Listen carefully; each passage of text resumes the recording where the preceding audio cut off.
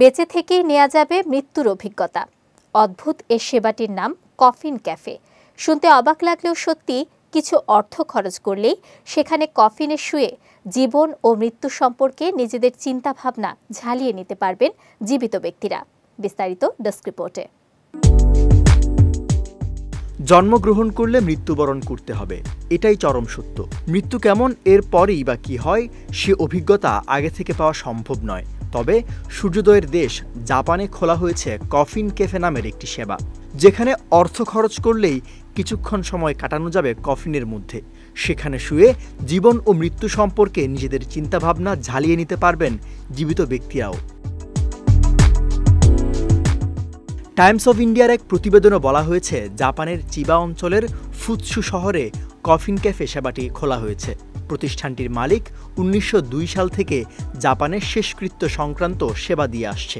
এরই মধ্যে গত সেপ্টেম্বরে প্রতিষ্ঠানটির এক কর্তার মাথায় কফিন ক্যাফে চালু করার বুদ্ধি আসে। তাদের যে ভবনে শেষকৃত্য সংক্রান্ত সেবা দেওয়া হয়, সেটির দ্বিতীয় তলায় গেলে পাওয়া যাবে এই কফিন ক্যাফে।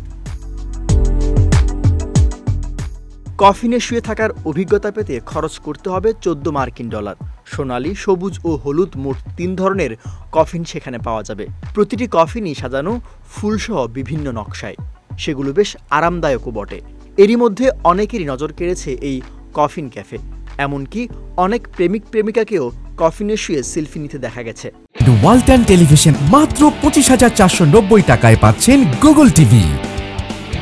কফিন ক্যাফের পরিকল্পনা এসেছে 48 বছর বয়সী কিয়োতাকা হিরানোর মাথা থেকে।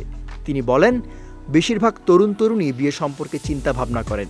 সামান্য কয়েকজনকে মৃত্যু সম্পর্কে ভাবতে দেখা যায়। কফিন থেকে বের হওয়ার পর পুনর্জন্মের মতো অনুভূতি পেতে পারেন তারা। এ থেকে নতুন করে জীবন শুরু করার অনুপ্রেরণাও পাওয়া যেতে পারে। বিজয় টিভি নিউজ ডেস্ক।